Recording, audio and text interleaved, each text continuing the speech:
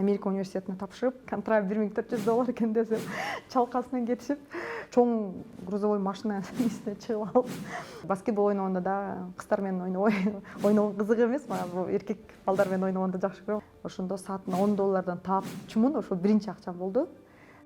Зарина Чекербаева, Америка Соода палатасынын аткаруучу мүдүрү. Менин апам Жангелдиева Бегайым, профессиясы боюнча китепканачы, атам болсо Чекербаев Сулайман, өмүр бою инженер-механик болуп иштеген. Мен кичинекей кезде сүрөттөрүмдүн эң жакшы көргөнү бул 1 жаштагы сүрөтүм. Ал жерде агыш көйнөкчөн кийген, өзүм томпоюп, бетим тоголок болуп, чачым кыпкыска, колдорум бомпойгон, буттарым бомпойгон үчүн ушул сүрөт аябай жагат. Анткени баягы жакшы жашоо экени көрүнүп турат кичинекей кезде. Жакшы көрбөгөн сүрөттөрүм деле жок, анткени ал кезде ошол кезге негизи сүрөттүн көбүнчөсү эле тапочкаңыздын бир жеринде шнуру жок, же болбосо көйнөгүңүз кичине башкача болуп туруп калган, же болбосо бантиңиз кичине кыйшайып калган болгон сүрөт болсо, бирок бүт баары эле өзүмө жаккан сүрөттөр. 1 класстан баштап эле 11 класска чейин өзүм класста староста деп коет эмеспи, староста болчумун. Анан кийин чачтан деле тарчу, тийишчү, сумкабызды көтөрчү, кар менен чапчы, чачыбыздан тарчы, үйгө чейин узатып барчу, сумкаларды көтөрүп туртуп койчубуз. Мектепти бүтүрүп жатканда Америкага Flex программасы боюнча финалист болуп чыккам. Өзүмө куюп алгам. Билим көп ийгиликтерге алып келерин, ошондуктан мен өзүм баягы Америка университетине тапшырып, контракт $1400 экен десем, чалкасынан кетишип, бирок Кудай шүгүр ошол кезде стипендия алып, ошондо жылына $400 төлөп, бирок ата-энеме чоң рахмат, ошол жерде кыйынчылыкка карабай ар бир айда акча которуп, менин окуумду 1-2 курста ошо жардам беришти. Андан кийин өзүбүз котормочу болуп иштеп, анан акчабызды таап, 1 курста бир 6-7 кыз топтошуп, бир грантка акчага бир 5000, билбейм, бир 5000, $4000 грант жазып, анан ошол Бишкек боюнча 40 урна коюп чыкканбыз. Анан урналар азыркыдай темир эмес, мындай бетондон болчу да.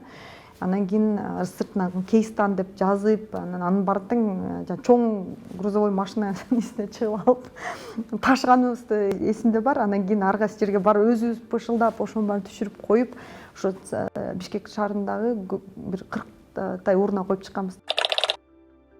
Америкада мектепте окуп атканда кошунабызга балдарын багышып, ошондо саатына $10 таапчумун, ошо биринчи акчам болду. Эң жакшы көргөн нерсем баягы же китеп окуу, же болбосо спортту аябай жакшы көрөм. Баскетбол менен аябай кызыгам. Анан баскетбол ойногондо да кыздар менен ойногон кызык эмес, мага бул эркек балдар менен ойногонду жакшы көрөм, анткени батыраак, оюндун темпи, анан баягы өзүмдүн энергетикама жакыныраак да. Элдер менен сүйлөшкөндө аракет кылам, ар бир кишиден бир кандай бир позитивдүү нерсени тапканга. Көп жерден бир эмне иш болсо деле ошол жерден бир жакшы нерсени көргөнгө аракет кылам.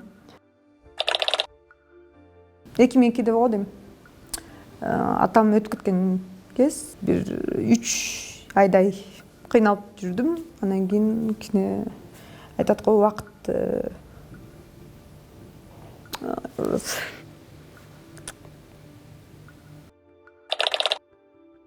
ковид көрсөттү, бул жерден канча акчаң болсо деле,